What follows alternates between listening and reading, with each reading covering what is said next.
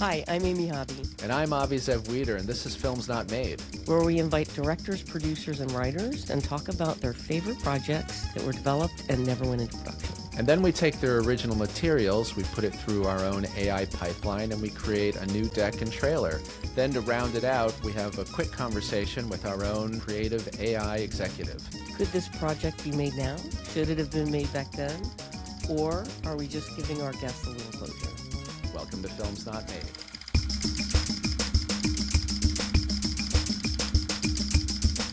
Welcome to Films Not Made. I'm Amy Hobby. And I'm Avi Zev-Weeder. Today we have two guests. Michael Tully is a filmmaker and founding editor of Hammer to Nail, the website about ambitious cinema.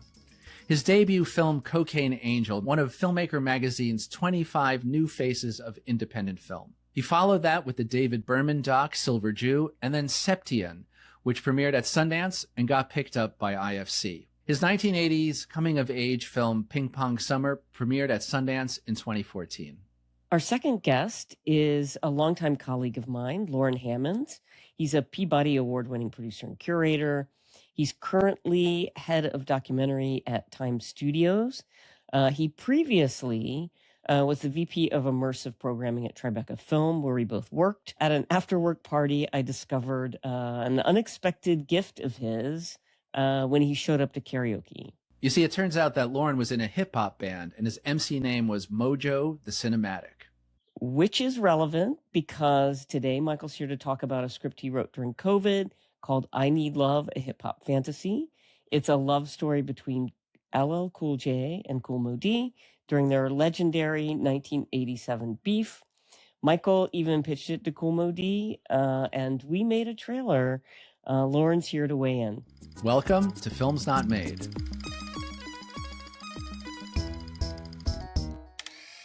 Just give us like the quick one sentence elevator pitch if you were sitting down, at like CAA, or just give us the kind of hot pitch on it.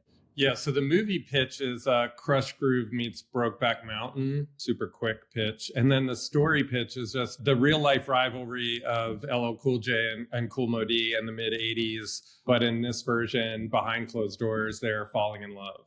Loren, do you take that meeting? I absolutely take that meeting. Are you kidding? Like, Thank you.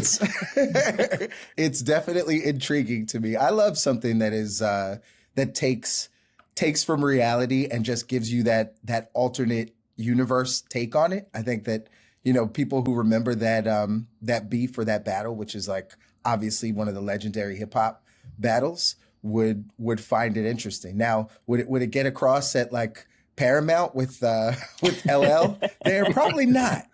But look, I'd watch it if I read the synopsis. I'd watch.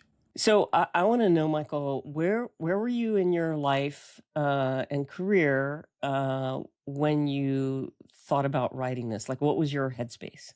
I don't remember the specific, when. I just know this idea had been around for a while. It wasn't during that era for sure. It was probably like my New York years of 2000 to 2020. At some point, I had this idea of like, and the initial spark was the Wild Wild West video, which it's pretty iconic.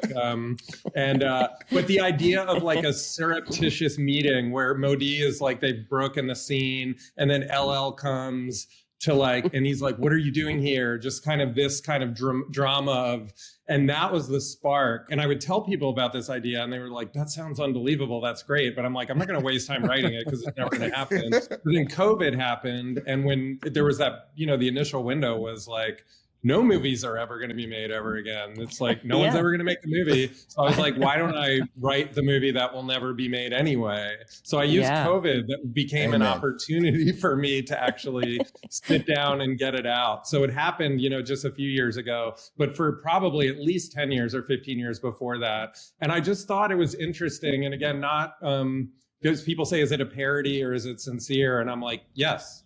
Could you make a movie that's my favorite kind of movie, is like it is not taking itself seriously, and it totally is. But that was the challenge of trying to write something. So I kind of leaned into it.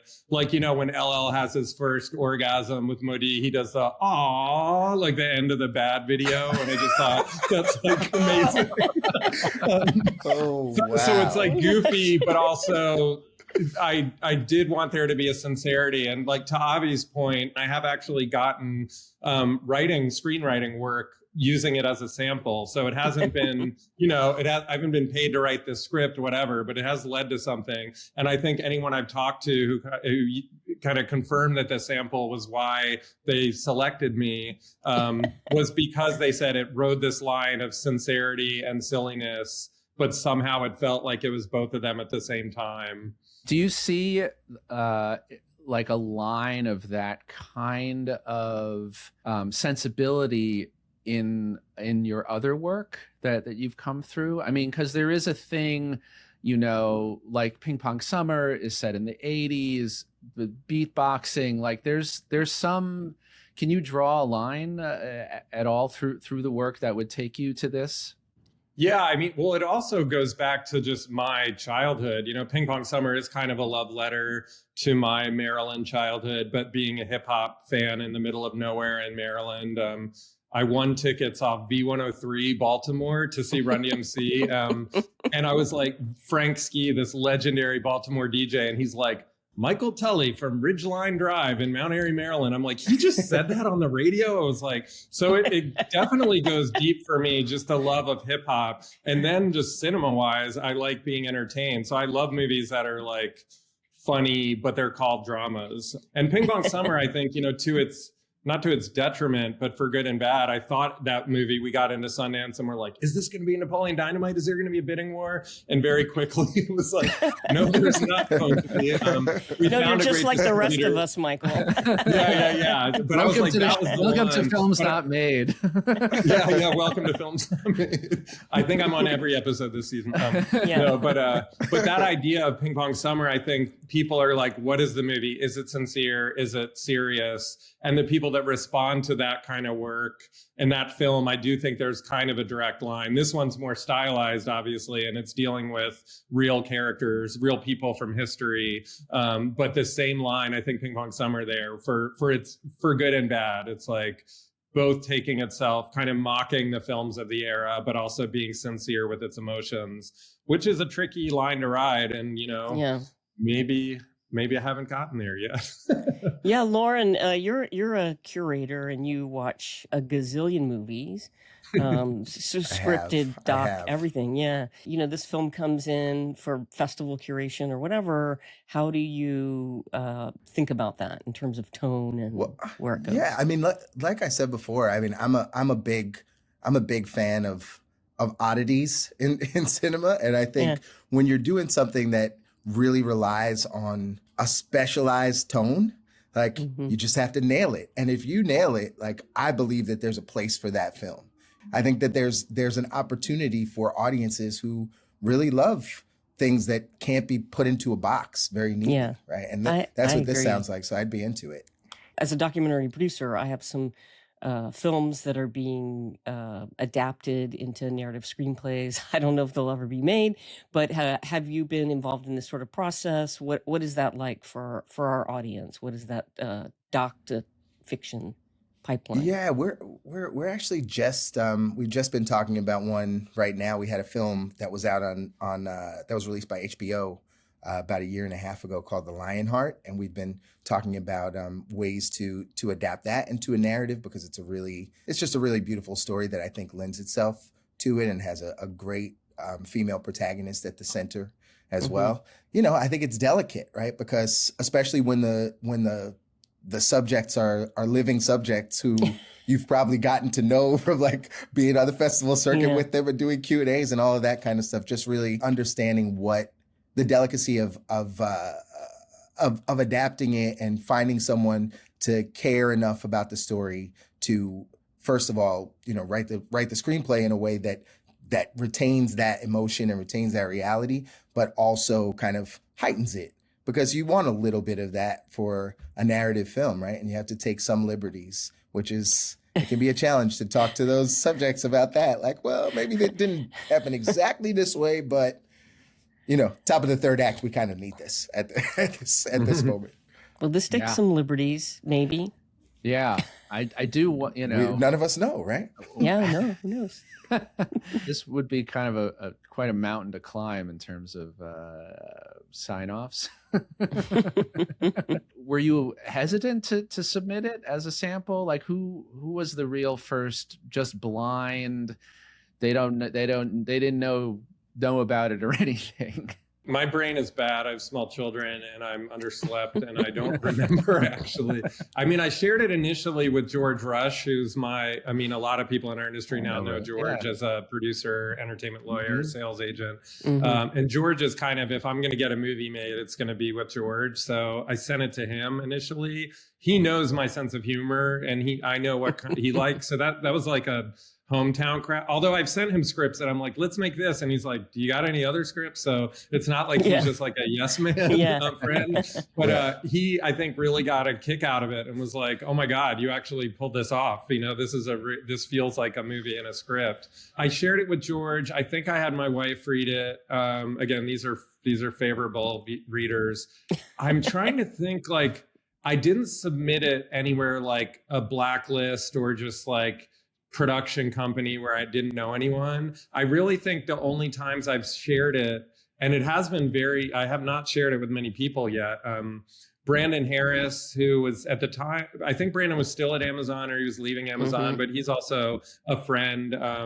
But I shared it with him just to get a sense of like, will I get shot if the wrong person reads this, or does it feel sincere? And he seemed to agree. I don't know. He had a sense of like a positive reaction. I'll just leave it at that maybe and let him speak more to it. But I think it was this one project, a New York producer George knew the producer and they were looking for someone to collaborate with the director who was adapting a book, a memoir. So they were people that I just had no idea. And I was like, you know what, it's not similar. It was like a Vietnamese American coming of age but it was period. So I think they were also thinking Pong Summer. Okay. And I shared it with them and just was like, I'm either going to get the gig or definitely not get the gig and not make new friends either out of this situation. And it got me the gig. Maybe it'll get you more work. Or I mean, so there was any attempt to package it? We did go to Kool Moe Dee with the pitch. No way. Really? Here we go. That's the part. I want to hear that story. Come on. I know. I mean, at this point, why not? I think we could talk about the idea of why don't I just change the names and make it fake rappers from the 80s? Yeah, exactly. I just don't think it holds up. I've had some people, my music supervisor in Pong Summer is like, it's a good enough story. Just do that. But without the music, without the like cultural imprint, I feel like the point is just lost to me. It doesn't hold up. So George reached out to Kool Moe Dee's manager, who was his manager at the time and is still his manager, Lavapa Mallison. And he seemed open enough. And then George Rush got on the phone with Moe Dee, I think, for about a 3-minute call. And he told him, he said it was an alternative history love story about the beef with LL. And I think it was left at Moe Dee said, that sounds interesting. Send me a treatment. I did write up a 2-page treatment that did not go into detail of the encounters that happen in the film. How you're just sticking a toe in, right? You buried the lead, is what you're saying. Yeah, I buried all of the leads, and we have not heard back. Okay. I would be so curious because I think Kool Moe Dee, like I've seen him in films recently. Like he's primarily an actor now, right? He's like Mohammed Dawes. And I'm like, that's Kool Moe Dee. Like definitely. Yeah. So I'm very curious to see what he would think. He's probably played, against whatever his type was as his MC persona before. I know he wouldn't be in the film, but like just to kind of have an open mind about it.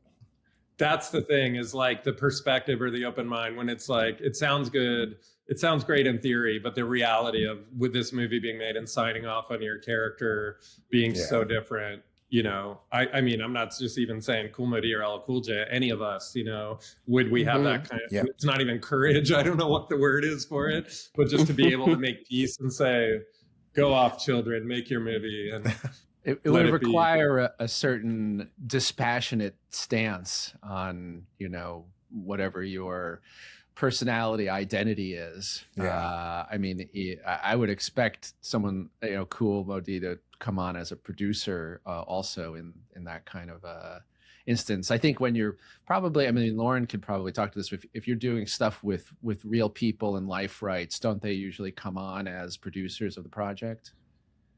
Yeah, definitely. I mean, especially in a narrative space, in a documentary space, we try to avoid that. Separate honestly. that. Because it's just not ethically sound, and like you want to make sure that you're able to tell the story without the interference of the actual person, right? And they just have to give you that trust, and it's often hard to get it. It takes some time to gain it, but I think when they really do it and they say, okay, we're going to let you go with it, that's when the movies are most powerful, in nonfiction at least. Yeah. But I do wonder, like in this case, technically parody is what it is. That sounds kind of like denigrating the sincerity of the project, but it is. And even George said, I think you called it a hip hop fantasy. I think it's actually fairy tale, which is a double entendre with this movie also, but calling it in the title. That's a tagline right there.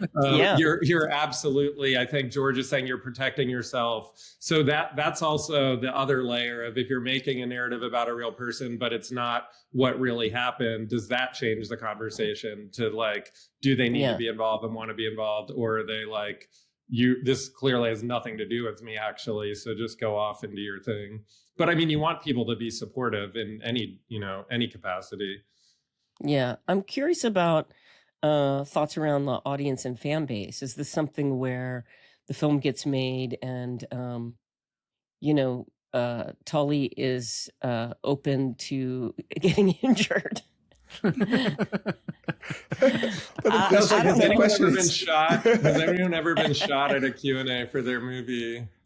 The question is by who, right? Like at this point, like LL Cool J, as I mentioned before, like he's an amazing entrepreneur and businessman and star of CBS dramas and philanthropist, right? Like I think he would be, I'm sure he's also very, very mindful of his avatar and his legacy, and that's a challenge. I think that's probably where the challenge lies, right, Michael? What's so fascinating to me, like when I heard the concept of the script, though, is just like revisiting the kind of the feelings around hip hop culture and homosexuality and these kinds of relationships, right? Like in the time that you're talking about, that is 100% taboo and never, ever, ever, right? But now, like hip hop remains a young person's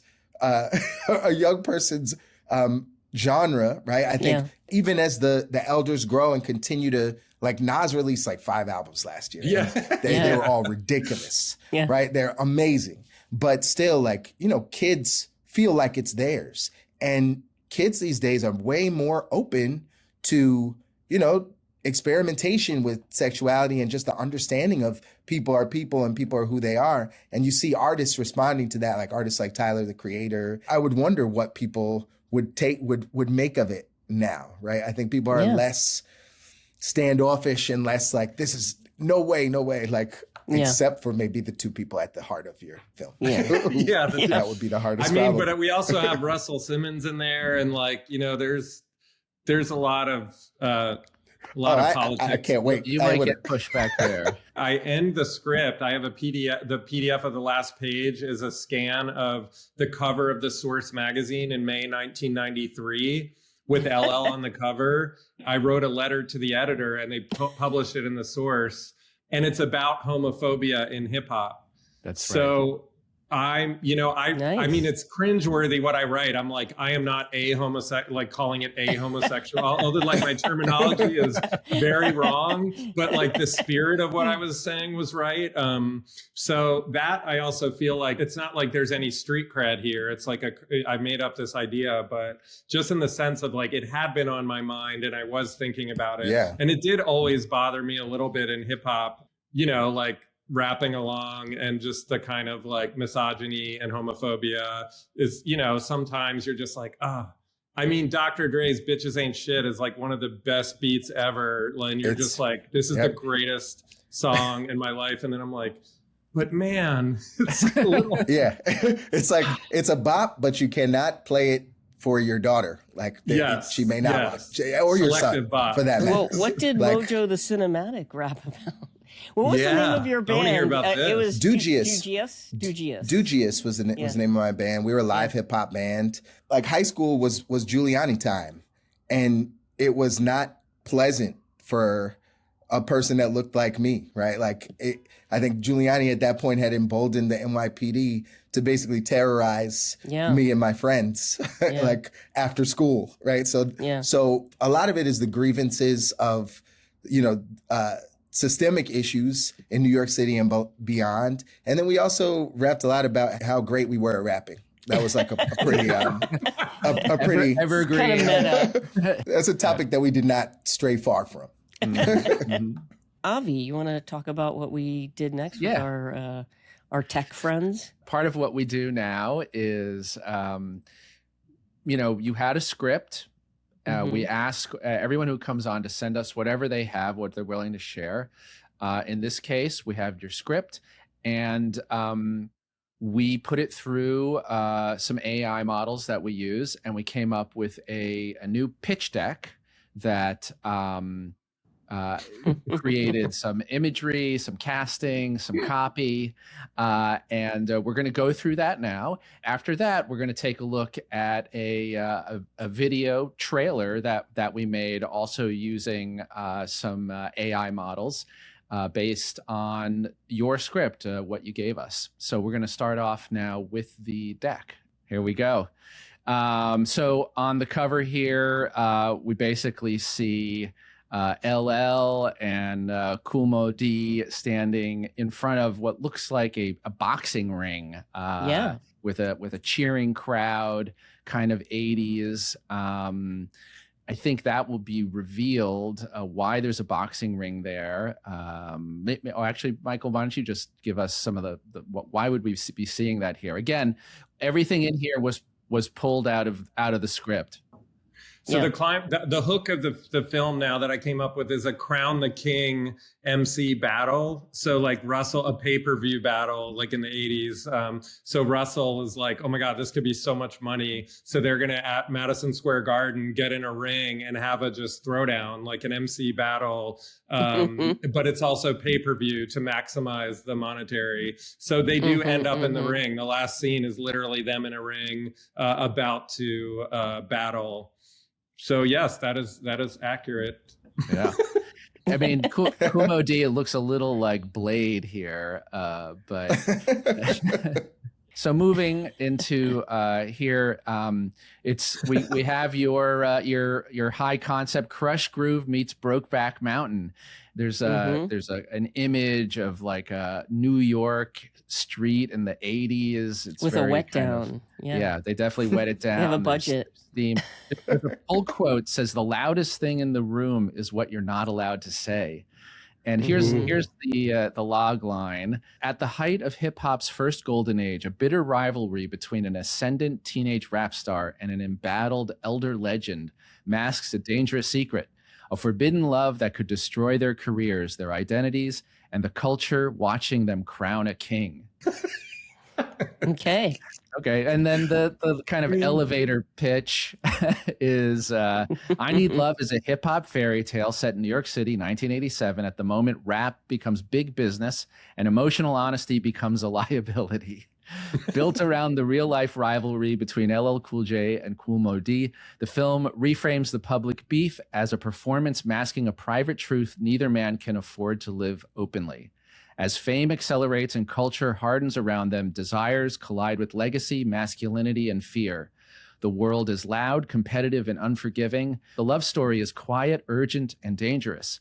What's at stake isn't just a crown, it's survival. So the thing we asked next is to kind of come up with a style for the film, kind of a look and a feel, to pick what it thinks is the best one. And here it picked what it calls mythic verite. Amy, why don't you take this Mythic one? verite. Okay. I've never heard of this style, but a split visual language. It makes all this stuff up. Yeah. A split visual language that contrasts public spectacle with private intimacy. The public world is bold and high contrast. Stages, flashbulbs, smoke, and cameras, turning hip-hop into instant myth in New York City, 1987. The private world is closer and quieter, handheld, softer light, visible grain, breath and skin, where truth leaks out under pressure.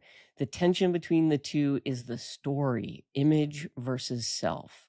And it has a new tagline, Rocky meets Moonlight.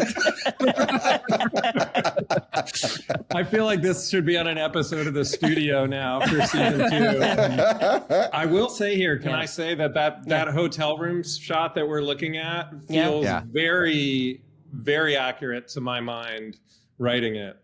Oh, so excellent. I will give the technology props there because that feels like kind of in the vibe of what I was thinking.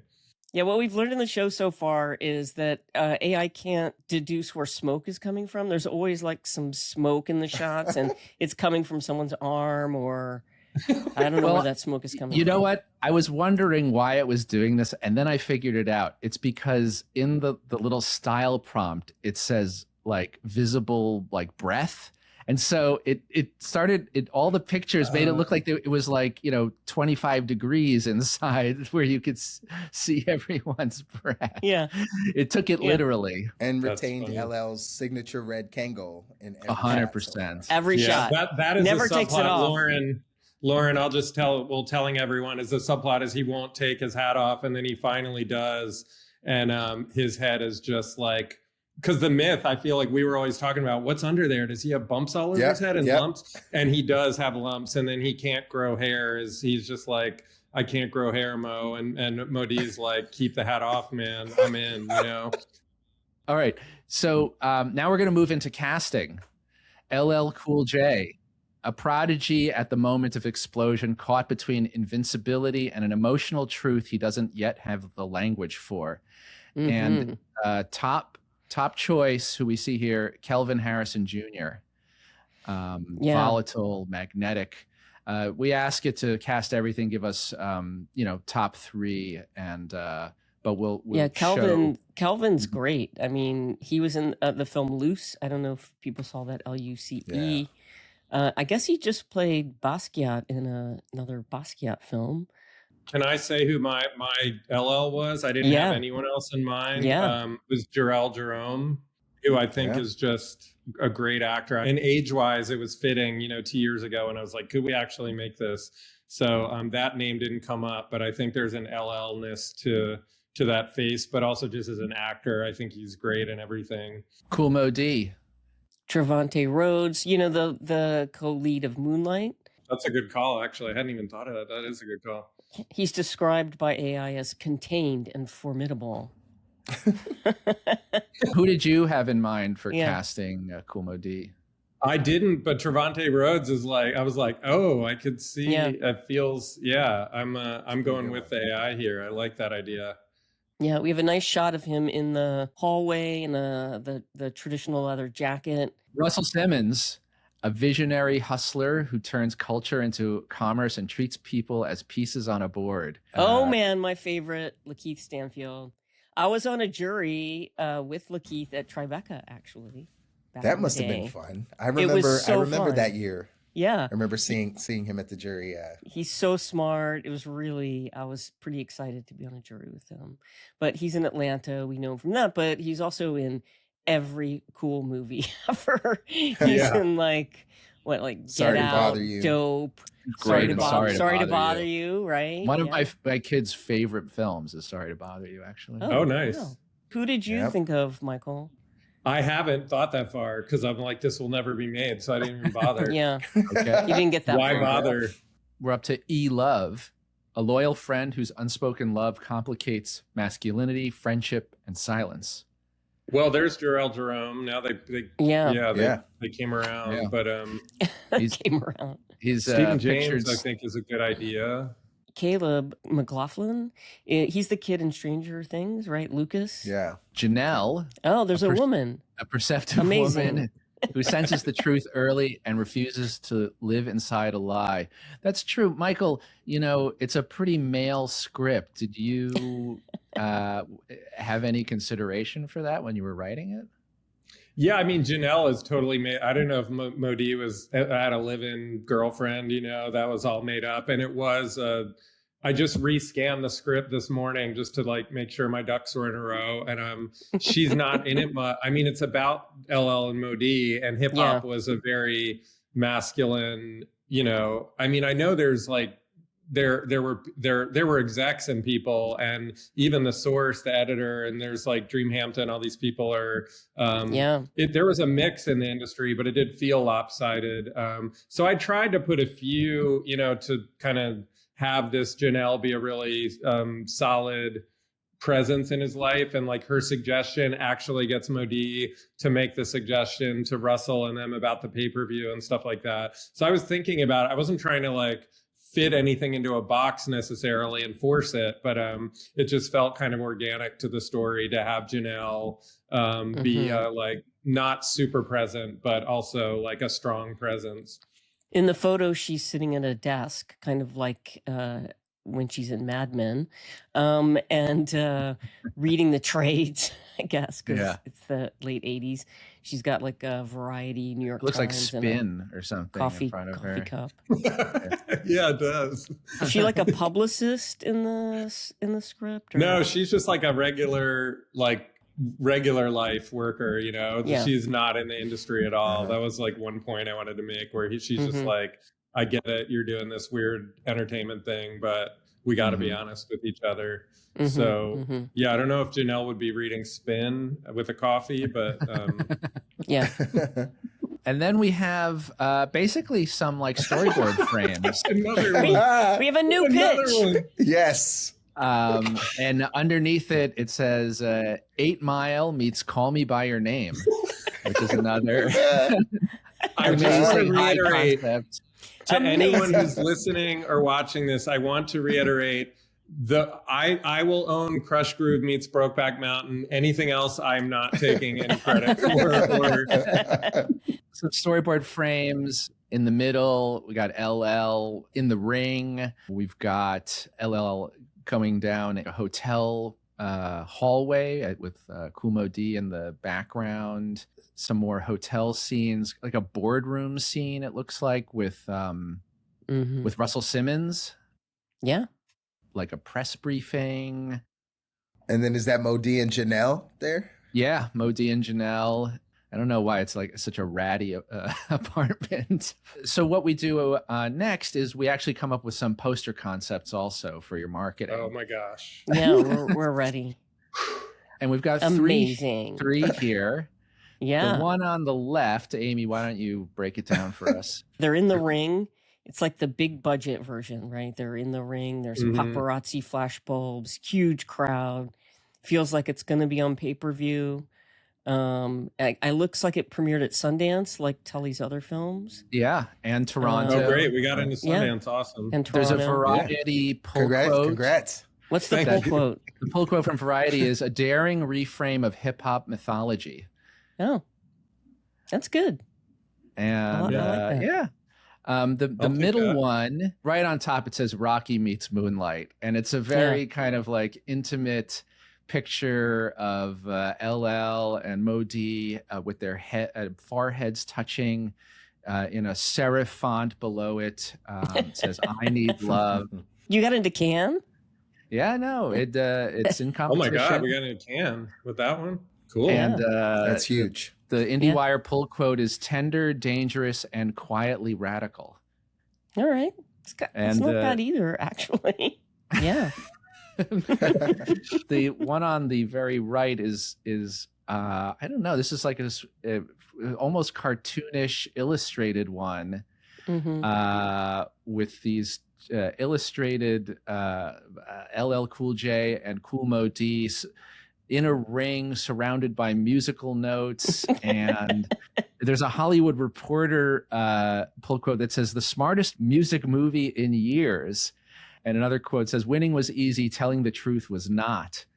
Oh, I did want to ask, what do you have, and this is for both guests, any favorite hip hop movies that, Oh yeah, especially Michael, what that maybe you were thinking of? I mean, obviously you said Krush Groove, but any others that are kind of like lodestars for you? There's a documentary called, was it Big Fun in the Big Town?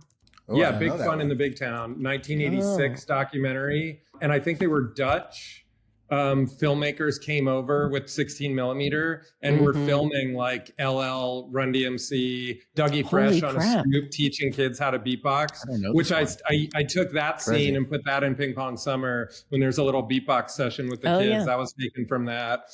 It's a classic. I bought that actually as a wrap present for the crew for I got DVDs of it for everyone for Ping Pong Summer, because that's how close it was to my heart.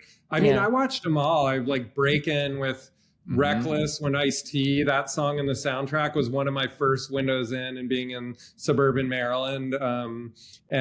So even the Break In, and like I still make the Break Into Electric Boogaloo joke every day of the week, and I'm 51 years old. Those weren't good movies, but I'd say, yeah, Krush Groove is also a little kind of cheeky, but I still genuinely love it.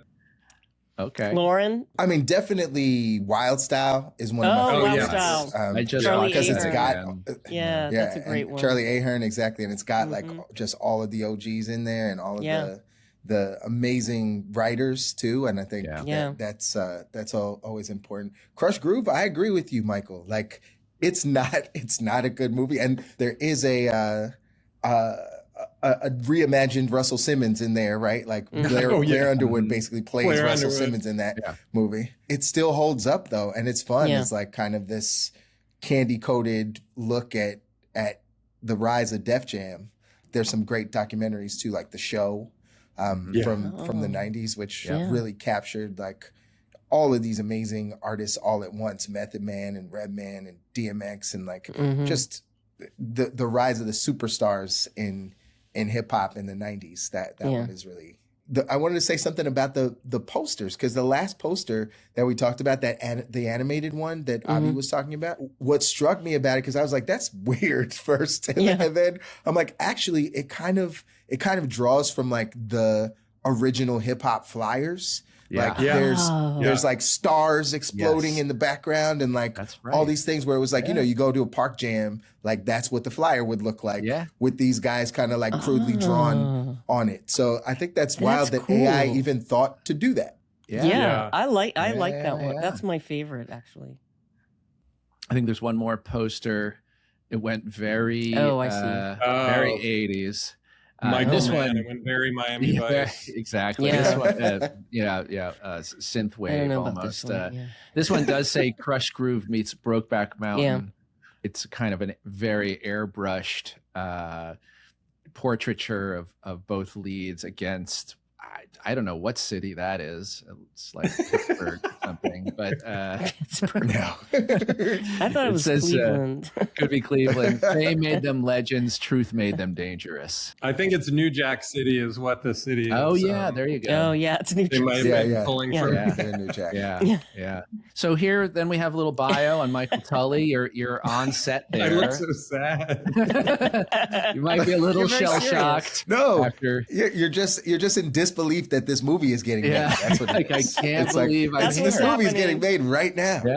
No, I'm processing. I'm wondering how the bullet's going to feel when it goes into my body from an angry fan. Or this is what it thinks of you. It says Michael Tully is a writer and director known for character-driven films that move between sincerity, discomfort, and dark humor.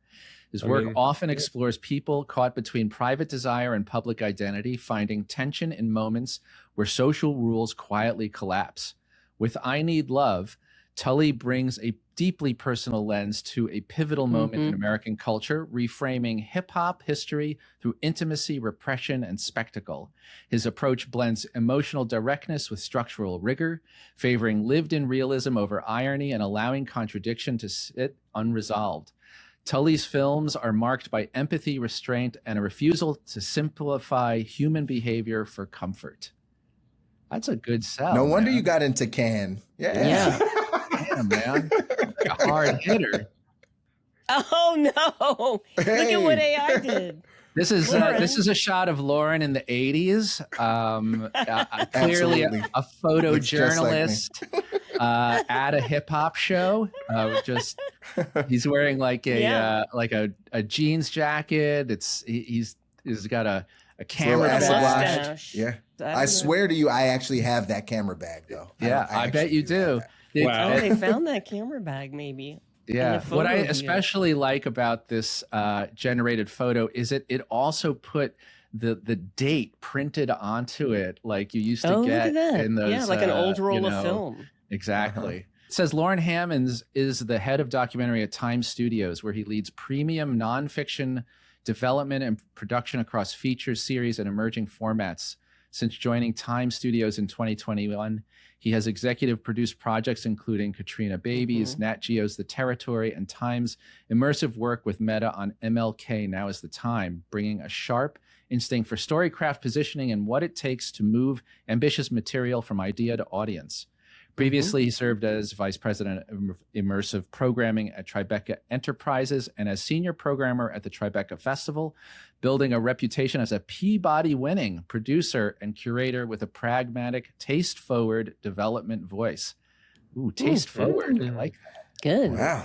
Thank you, AI. So now we're ready for the trailer. Yeah. Let's not stop this train. Okay. You can get some closure. Right It'll now. be as if the film were made. Ooh, of course. Maybe MC-17. Actually. In a world where the microphone was a weapon and reputation was everything, they say the city made me big, two men but it made me from hollow. opposite corners were about to fight for the crown. Tracks on the table, hands reaching for my name. Everybody loved the hear fire, that? nobody loved the flame. One was young and unstoppable. The other was disciplined, They say it's just respected. business, don't take it to heart, but they cutting up my soul like it's part of the art. I walk This past winter, your shoulders, the bruh, battle don't look everyone back. wanted Whole room quiet, feel was the only half tension the crack. story. They call it Because rivalry, behind the call it cameras, pride. behind the crowds, behind the bravado was a secret that could destroy them both. Not the crown, not the blood. When the lights go down, I need love. Not the deal, not the buzz. When the whole world watching us. In a culture built on toughness, No more questions. vulnerability was the most dangerous move of all. But every mask got a price you pay. When the mic get quiet and the crowd go home, you alone with the truth. You don't stay on the phone. They want legends, not men with fear. Not the night. This isn't just a rivalry. It's a love story with no safe place to exist. They tell me choose, tell me stand my ground, but they never ask what I'm standing on. When the lights go up and the world is watching, only one thing is certain. Some fights are louder than words. The crown, not the blood. When the lights go down, I need love. Not the deal, not the buzz. When the whole world And some loves are worth risking everything. if I win and lose I myself, Need Love. who won? If I hide who I am. Written and directed by Michael They Tully. say time is money, pain is fame, but love don't live in a highlight frame. I don't need kids, I don't need a buzz. Woo. My favorite was the shot of the hotel room with no people Yes. in it and just the Kangol hat. The abandoned pants. There was one mic touch, like lips on mic, that seemed a little like it was trying to Erotic. get there without going there. Yeah. And at Good some point, I material. think Moe Dee turned into Kevin Hart. In the trailer there. It It was started out as amazing. Trevante, but then it was Amazing. like, oh, Kevin Oh, Hart's in this. now. Interesting. Yeah. Yeah, I'm impressed and shocked and appalled and amused and entertained and shocked and all of it. We've got one last One last activity. We wanted to give you a chance to pitch it, and talk to an executive about it. So we have an executive we invite as a extra guest. You're serious? Well, yeah, his name is Finn. Hey everyone, I'm Olivia, Finn's assistant. Finn's wrapping up a bunch of last-minute film festival travel logistics, so he's running a little tight today, but he's really excited about this one. He read the script and it genuinely got under his skin, in a good way. He's also looking forward to catching up with Loren. They haven't talked in a bit, and Finn was happy to see he'd be on. Quick heads up, Finn has about 10 minutes as usual. He'll be coming in hot, and he'll have to jump right when we hit time, but he's here, he's engaged, Oh and he's my ready gosh. Oh, He'll be with you in just a moment. Wait, we have hold music? Hey, Amy. Hey, Avi. Hi, Michael. Good to see you all. Give me 1 second. I'm pulling up the pages and the deck. Okay, I've got the materials in front of me. So we're talking I Need Love, a hip-hop fairy tale. 1987, New York. LL Cool J and Kool Moe Dee. The rivalry as public theater masking a secret relationship. Michael, your script splits spectacle and intimacy. Apollo Theater, MSG, big public set pieces. Then those claustrophobic private hotel rooms where the real risk is. Just to ground us, what's the one thing you're wrestling with right now? The tone split, a scene, or something in how it's packaged? Oh, Finn's asking me what my my question is. My question is more about, I just love the script. I think it's fantastic. Thank you, Finn. I really appreciate all the kind words. I'm just wondering about is there a logistical path to this project, legally and kind of being able to actually make it? How could you guys help with that? he's thinking. He's talking to his lawyers is what he's doing. Finn? Hey, Finn, did you get Michael's I'm question? Here. Sorry, just wanted to give it a real answer. Okay, Michael, you've got a project where LL Cool J and Kool Moe Dee are key characters using their real-life personas in music, set at the exact time and place those events happened. Here's the plain version. If you want to make this as a feature, you need life rights from LL and Kool Moe Dee, and likely their estates or reps if you jump the timeline. You also need music rights, and if you're using their actual names and likeness, you need their sign-off, or you risk lawsuits and losing access to the music. That means legal, yes.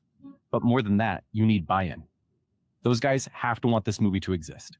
There is a workaround. You could fictionalize, change the names, remix the beats, inspired by instead of about. But you lose the heat of the real public rivalry. So the question is, what's non-negotiable for you? The real names in history, or the emotional core with the freedom to fictionalize? I think, Finn, you nailed it, buddy. You nailed it. I think what's more important to me is the actual historical capsule of the moment. So I don't want to budge and have to come up with new songs and all that stuff. Sounds like it could be a fun project, but I really want this to be LL and Moe Dee's battle brought to life as a fairy tale. Finn, does that make you pass on the project, or might you guys try to tackle it with us? I'm on the edge of my seat right now. Is he gonna pass? No, I'm not passing, Michael. The thing is, if you want it to be LL and Moe Dee in that real moment with their actual music, you need them on board. That's the hard truth. But if you're set on the historical capsule, I'd still go one step. Get your script to a place where it's irresistible, visually and emotionally, so when you approach them, it's not just a rights ask. It's a real creative invitation. So would you want help strategizing that outreach? Packaging, pitching, maybe even a proof of concept scene? To get LL and Moe Dee curious? Or are you looking for more legal nuts and bolts right now? I think your creative help, I would love to factor into the equation, Finn. You seem like you really got a good head on your shoulders. Yeah, Finn, is there anything in the script specifically that you think, could get it over that hurdle so that you could get the sign off on the real people? Give us your take on that. If I'm pitching directly, the scene that best bridges the Apollo spectacle to crowd, the rivalry as myth with the hotel room intimacy where the risk is actually love, not just battle, is what I'd lead with. If you can get them to see themselves as legends, but also human, where the rivalry becomes a love story beneath the bravado. That's your best shot. So, which scene in your script do you think has the most invite? Not just a legal ask, but something LL or Moe Dee could see and say, yeah, that's me, but more. Oof, now we're getting to therapy here. This is intense. I think the scene, I would say the hotel room scene after the press conference when they're talking to each other. That's the right move, Michael. The hotel room after the press conference. You've got LL and Moe Dee, stripped of audience and bravado, talking for real. That's the hinge. It's not just rivalry, it's vulnerability and connection. If you highlight this scene, show the music world outside, then cut to them inside, finally able to drop the mask. You're making it clear the movie isn't just spectacle, it's empathy. That could really appeal to them. It's their history, but deeper, with the fairy tale angle giving them mythic status and emotional truth. So, would you want to build out that scene visually, maybe even storyboard, or put together a short proof? Something to put in front of them as your calling card? Hey, Finn, as Michael's agent, I'm jumping in here. I think Michael's interested in doing all that, but I think we need some development funding. You know, we just can't go through this process without, somewhere around $100,000 just to carry us through the next couple months. Can you guys I hear put you. that up? And I get why you're asking. Development's real work, and it's got costs. For a project like this, with life rights and music, that first $100K would probably go to legal, outreach, and maybe some packaging. Right now, I can't commit on the spot.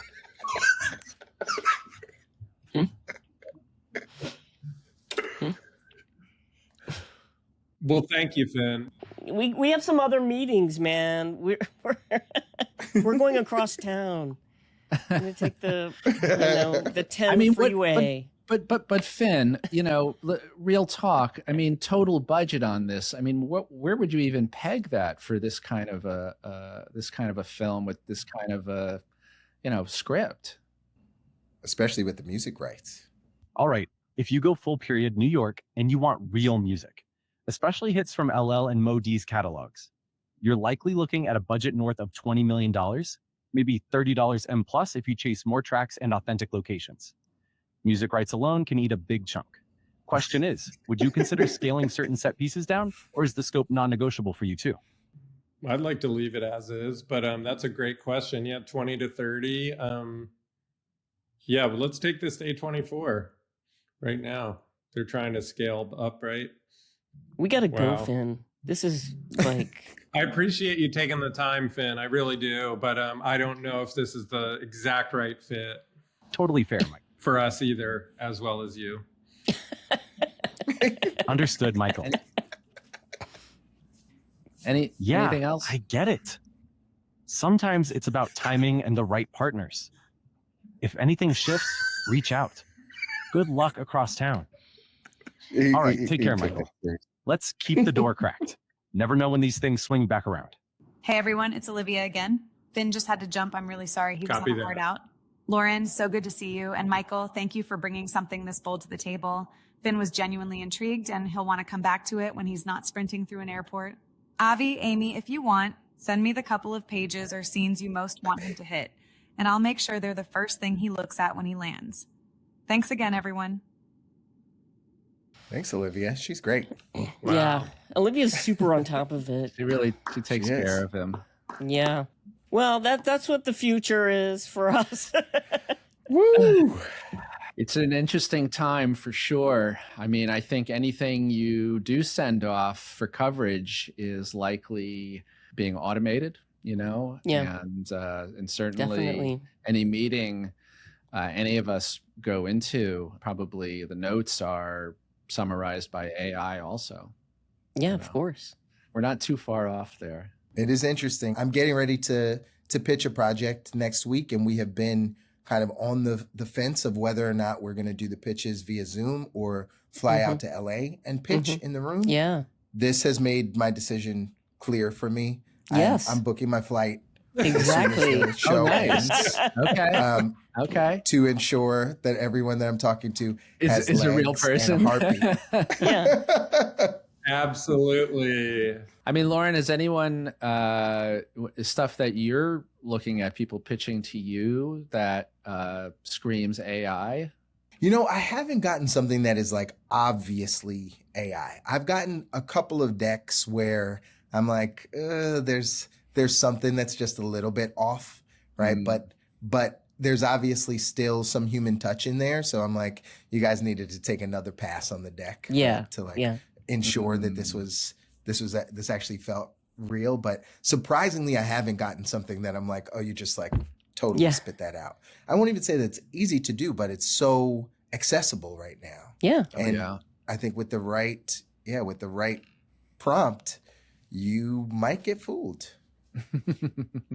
Yeah, Michael, in wrapping up, you know, how do you feel about the project and the journey here? Do you feel like you have some closure over the project, around the project personally, or are you ready to go out and pitch again? You know, what are your thoughts? Well, first of all, I'm kind of like, this was fun. First of all, to have you guys put this work in and kind of bring it to life in that way. I feel more reassured than ever that if the like somehow the approval gods came to be and these powers that be let this happen, I think we could make a really remarkable movie out of it. But I still feel like it's impossible. So I don't know, you know, where I would even begin trying to make this movie happen. Unless someone stumbles into it, you know, the pieces, and someone hears this and is like, hey, let's keep talking about this. So maybe you guys could get a credit at the end. This film is dedicated to Films Not Made. Yeah, thanks. Is it a challenge for you guys to have one, like to have a success story, or is that kind of not really? Challenge accepted. We're here really to talk openly and with humor about failure, what we've learned, and sort of celebrate our work that never got seen. So there's many reasons for the show, and we're just having fun. You know, look, if something ends up getting made, we're just curious about it, right? And you know what? There's an endless number of episodes, because when I'm out telling people about the podcast with my producer, director, writer friends, they're like, oh, I've got a good one, or like, I've got at least 10 of those. So we can just keep at it for a very long time. Forever. Yeah. Yeah, we love it. I mean, this one is weird. It's a little tricky just because it's like, I mean, nothing's impossible, but it feels like an impossible, you know, like if there is anything that would get in the way of, it's not just the idea and budget. There's like, that's where I feel like this might be maybe a different flavor to the rest of them that are happening, or maybe not. I don't know. I still just at the end of the day don't want it to be like not MTV, not Kurt Loder, not Russell Simmons, not Def Jam. You know, I just think the only way this works is to keep it impossible, honestly. And if it becomes my writing sample to get me more work, then success. I appreciate you. I appreciate you for really keeping that integrity, though, Michael, because I think you know what's going to be best for the story and what's going to be best for the film. And I think you're right. Like it's something that would make a real difference, right? And I think people would really feel that. Yeah. Good. Thank you so much for coming on, and thank you, Loren, for joining us. Sharing it with us. Thank you for having me. I'm so glad I got to sit in today. You've been listening to Films Not Made, but if you want an even better experience, check us out on YouTube, where you can see all the new materials, including the pitch deck and trailer. And subscribe to our Substack for show notes, more about our guests, and industry insights. And please follow us on Instagram and TikTok as Films Not Made. And of course, we have merch. Check that out and all things Films Not Made at filmsnotmade.com. Thanks again for listening and watching. We'll see you next time.